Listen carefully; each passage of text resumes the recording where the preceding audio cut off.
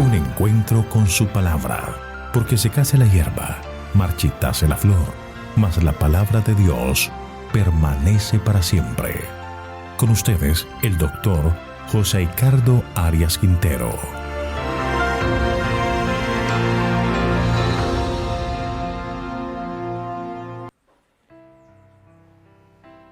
Vamos a estudiar Lamentaciones capítulo 3. Para ello vamos a orar. Querido Señor, te agradecemos por todas tus maravillosas bendiciones, por tu cuidado, porque hoy podemos acercarnos a ti confiadamente y tú estás listo para otorgarnos tus bendiciones. Por eso venimos, Señor, pedirte que nos concedas la bendición de tu Espíritu para que al abrir tu palabra podamos entenderla y podamos aplicar las lecciones a nuestra propia experiencia espiritual. Gracias por todo, en el nombre de Jesús lo pedimos. Amén. Lamentaciones capítulo 3 es un poema de acróstico triple, es decir, cada letra del alfabeto hebreo es el comienzo de 3 versículos sucesivos en orden alfabético. Este salmo puede entenderse como la experiencia personal del profeta o la personificación de lo que toda Judá está experimentando. Hay expresiones de dolor profundo, hay un mensaje de esperanza y hay una oración de contrición y de solicitud de venganza contra los enemigos del pueblo. La primera parte es un poema que muestra el profundo dolor y una expresión de los fieles que sienten pena o disgusto ante las calamidades que le han sobrevenido. Versículos 1 al 21. Esta sección se muestra el dolor experimentado al ver la destrucción que llegó sobre Jerusalén. Leamos los versículos 1 al 3. Yo soy el hombre que ha visto aflicción bajo el látigo de su indignación. Él me ha guiado y conducido en tinieblas y no en luz. Ciertamente todo el día ha vuelto y revuelto su mano contra mí. La primera pregunta a resolver es: ¿quién es el hombre? Algunos afirman que esta primera parte es el lamento del mismo profeta sobre lo que estaba pasando. Era un hombre feliz hasta que vino la destrucción de mi pueblo. Pero otros comentadores se basan en el contexto y afirman que, como en los capítulos anteriores había ocurrido, la ciudad personifica a alguien clamando. Lo cierto es que el versículo describe la severidad de los castigos divinos al referirse al látigo de su indignación. En el Antiguo Testamento se emplea la figura del látigo, un azote o una vara, para referirse a un instrumento de castigo. Para Jeremías, los castigos de Dios son correcciones disciplinarias y manifestaciones de su amante cuidado para con su pueblo, a fin de que se vuelva a él con un corazón sincero. El profeta ahora siente que el Señor volvió su mano contra el pueblo, enviándoles diversos tipos de castigo: enfermedad, asedio, tinieblas, prisión, fiera que acecha al cazador. Esto lo expresan los versículos 4 al 7. Y lo que ve es que en ese momento de angustia, Dios no parece escuchar el clamor. Miremos el versículo 8. Aun cuando clamé y di voces, cerró los oídos a mi oración. Esto parece contradecir el concepto que Dios oye y responde. Recordemos que este es un poema que va en sucesión, que al ver la angustia del pueblo, el dolor causado por el enemigo, el hambre que estaba agobiando a todas las personas, a los niños, a todo el tipo de habitantes de Jerusalén. Esto para ellos muestra como que Dios no estuviera escuchando las oraciones. Pero más adelante en el poema nos muestra que Dios sí está atento al dolor de su pueblo. Muchas veces las oraciones que no parecen recibir respuesta son tan solo una prueba para ver si el suplicante está plenamente preparado para apreciar y utilizar al máximo la dádiva que ha solicitado. Este pueblo recibió varios llamados al arrepentimiento y aún ante el asedio de los babilonios no mostraron signos de querer buscar al Señor humildemente o confesar sus pecados. Ahora se dan cuenta de su error y Dios estaría dispuesto a perdonar si hubiese verdadero arrepentimiento. El sufrimiento de Israel trae un profundo dolor que se ve incluso al comer el pan, que es como comer pan con piedras. Algunos creen que el camino a Babilonia tuvieron que hacer pan en fosos y este pan estaba lleno de arena, haciendo su consumo fuera doloroso. Este pueblo bebió la hiel, el ajenjo, es decir, la copa fue amarga. Pero el versículo 21 es un llamado a la reflexión y la lección debían aprenderla todas. Esto recapacitaré en mi corazón y por lo tanto esperaré. Las pruebas y los momentos de angustia deben llevarnos a recapacitar y aprender las lecciones que Dios nos quiere enseñar y no desesperarnos, sino esperar en Él. Ahora, llegamos al pináculo del libro, la explicación que el profeta da sobre las razones y los planes de Dios al traer el castigo sobre Israel, destacando el amor y la misericordia de Dios. Versículos 22 al 36. Aquí hay varios elementos que debemos considerar. Lo primero es reconocer quién es Dios. Él es amor y misericordia. Por lo tanto, cuando su obra no la hace como nosotros queremos, debemos recordar que Él no actúa por capricho, lo hace por amor. Esto que le sucede al pueblo de Israel es un castigo de Dios, pero este castigo de Dios es por amor, para salvar a su pueblo. Es para llevarlo a reconocer su pecado, su maldad y rescatarlo. Elena de White explica: Dios había demorado mucho sus castigos porque no estaba dispuesto a humillar a su pueblo escogido, pero ahora le manifestaría su desagrado como un último esfuerzo para refrenarlo en su camino de impiedad. Testimonios para la Iglesia, tomo 4, página 165. Y más adelante ella nos muestra las intenciones de Dios cuando expresa: Dios permite que ocurran males a fin de que puedan evitarse males aún mayores que sobrevendrán. Review and Herald de abril de 1909. Así que esto es lo que el profeta quiere que entendamos de Dios. Es un Dios lleno de amor para salvar. Si esto es claro en nuestra mente, entendemos que aún en la adversidad, como lo que está pasando a Israel, se reconoce su mano bondadosa. Versículos 22 y 23. Por la misericordia de Jehová no hemos sido consumidos, porque nunca decayeron sus misericordias. Nuevas son cada mañana, grande es tu fidelidad. Aún la obra de castigo, Dios obra con misericordia en favor de su pueblo. Dios es fiel a sus promesas. Dios es fiel a su carácter compasivo.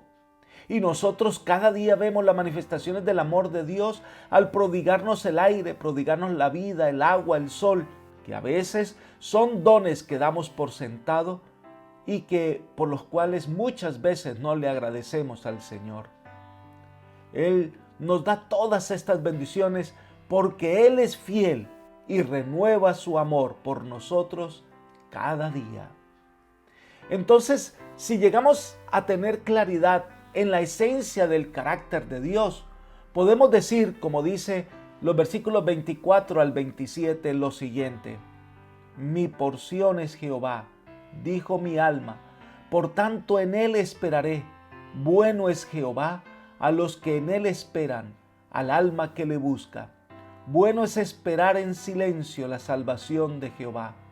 Bueno le es al hombre llevar el yugo desde su juventud. Qué interesante este pasaje en medio de las lamentaciones del libro de Jeremías, mostrando la misericordia, el amor y la bondad de Dios.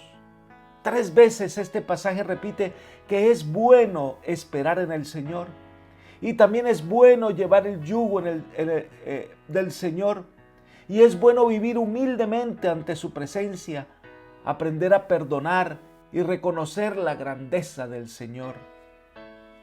Otro aspecto que se resalta son los versículos 31 al 33. Leamos: Ciertamente el Señor no desechará para siempre, más bien si Él aflige, también se compadecerá según la abundancia de su misericordia, porque no aflige ni entristece por gusto a los hijos del hombre.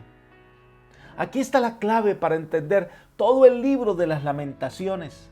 Aquí se revela el amor de Dios detrás de todo el sufrimiento que permite que sobrevenga sobre sus hijos. El Señor no permite la adversidad sin tener en cuenta la conducta del hombre. Si bien a veces Dios permite que sobrevenga la aflicción, también es verdad que muchas veces el hombre ocasiona el mal que le sobreviene. Dios permite que pasemos por ciertas circunstancias para evitarnos un problema mayor.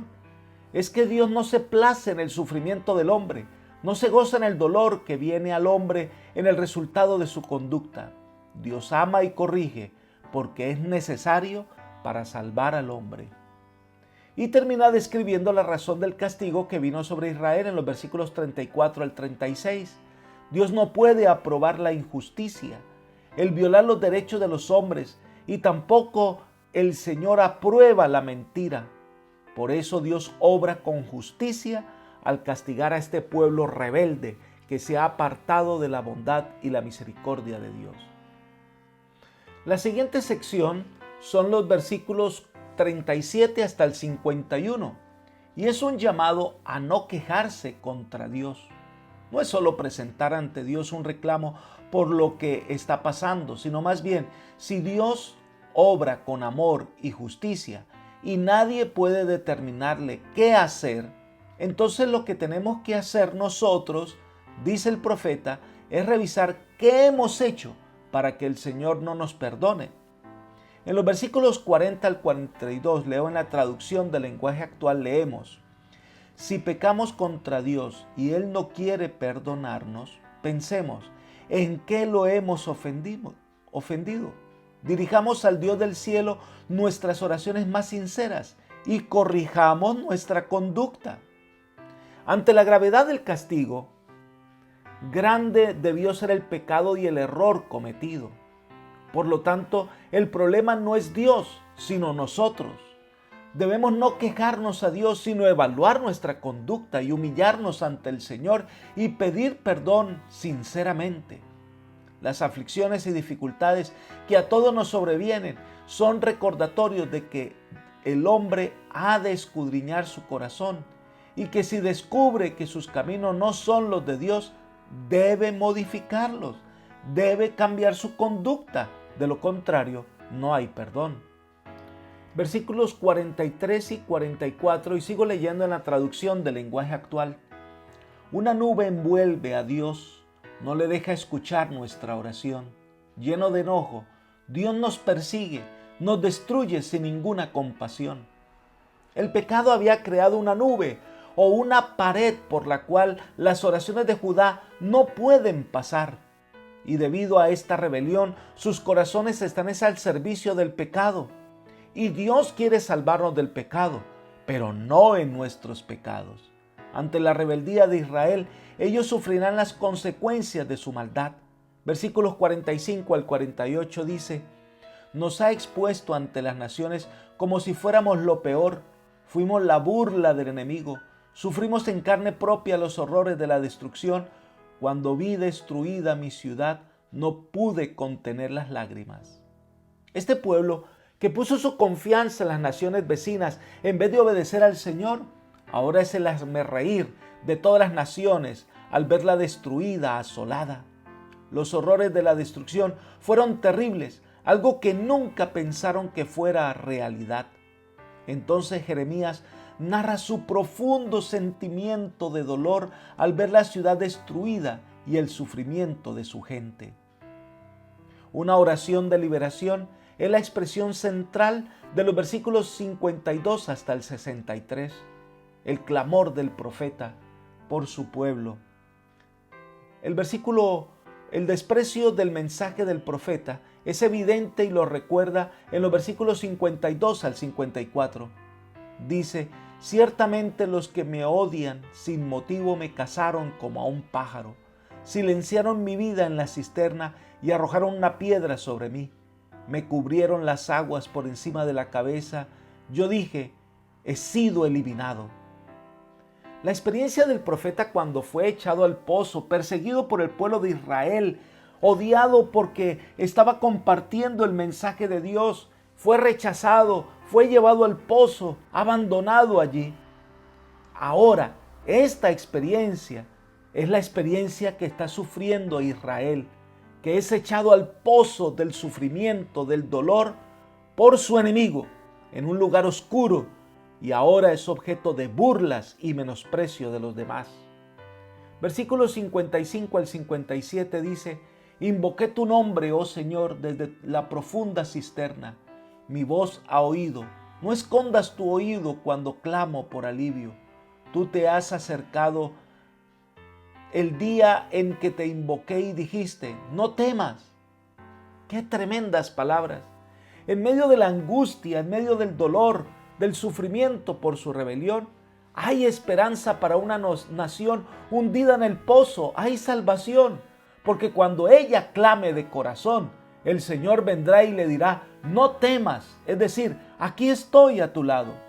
Porque aún en los abismos profundos de nuestra ingratitud o en las profundas aguas del pecado, clamamos a Dios sinceramente y Dios oirá y Dios vendrá en nuestro rescate. Y entonces se presenta a Dios que obra en favor de sus hijos. En el versículo 58 dice: abogaste, Señor, la causa de mi alma, redimiste mi vida. Dos cosas es el Señor para aquellos que están hundidos en el abismo. Él es el abogado, nuestro defensor. Él va a presentarse como nuestro representante ante el tribunal y va a librarnos de la prisión. Juan usa esta figura cuando dice: hijitos míos, estas cosas os escribo para que no pequéis. Pero si alguno ha pecado, abogado tenemos para con el Padre, a Jesucristo el justo. Primera de Juan 2:1. El ideal es no pecar, pero si pecamos, si caemos, hay esperanza, como lo había para Israel. Si aceptamos a Cristo como nuestro Señor, Él abogará por nosotros. Pero la segunda figura que usa es la del Redentor. Es el pariente más cercano que venga la sangre inocente derramada, o el pariente que vuelve a comprar la propiedad que ha perdido uno de sus seres queridos, o el que se casa con la viuda para no borrar la descendencia del pariente muerto. Cristo es nuestro Redentor. Es quien va a defendernos, es quien va a rescatarnos de la esclavitud. Él se va a hacer cargo de nuestra vida. Es el único que nos ama y nos salva de verdad.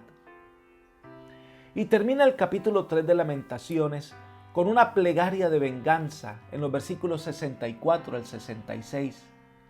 Dice lo siguiente: dales, oh Señor, su retribución según la obra de sus manos.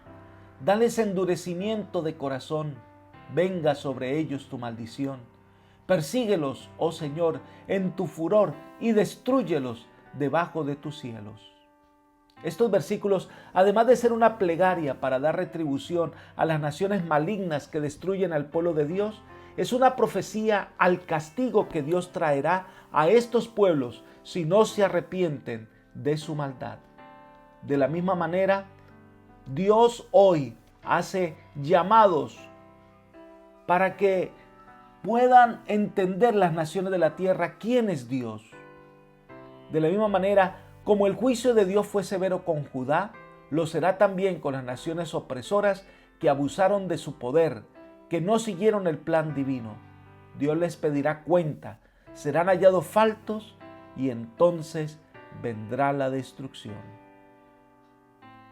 Apreciado amigo y hermano, hoy hemos visto que para Dios en este momento no es imposible salvar a una persona que ha caído en el profundo abismo del pecado.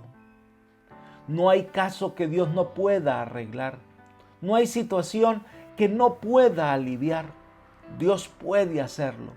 Si sientes que ya no tienes arreglo, Dios puede hacerlo. Dios puede cambiar tu vida. Hay esperanza para ti. Pero la única condición es si quieres. El único que Dios necesita para obrar en ti es que tú le permitas hacerlo. Y cuando Él comience a obrar, debes aferrarte a Él y avanzar. Que el Señor te bendiga hoy y su gracia te acompañe. Es mi oración por ti. Amén.